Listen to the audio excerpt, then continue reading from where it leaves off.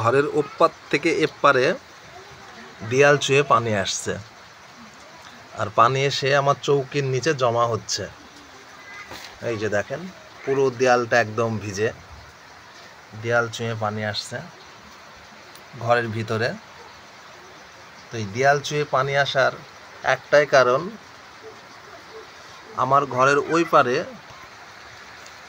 যারা রান্নাঘর করেছে, আজমাইল দফাদার ও ইব্রাহিম দফাদার, ওরা দুজন মিলে আমার ঘরের দেয়ালের সঙ্গে একদম অ্যাডজাস্ট করে ওদের রান্নাঘরটা করেছে।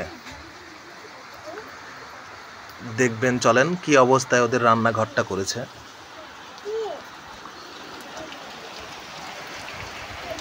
এই যে ওদের রান্নাঘর এরকম অবস্থায় করেছে। ওদের ওই ঘরের পানি আমার এই ঘরের দেওয়ালে পড়ছে, দেখতেই পাচ্ছেন। একটু দূরে সরিয়ে করলেই হতো, কিন্তু ওরা দূরে সরিয়ে করেনি, আমাকে জ্বালানোর জন্য এরকম অবস্থায় ঘরটা করেছে। এই যে দেখেন আমার ঘরের চাল।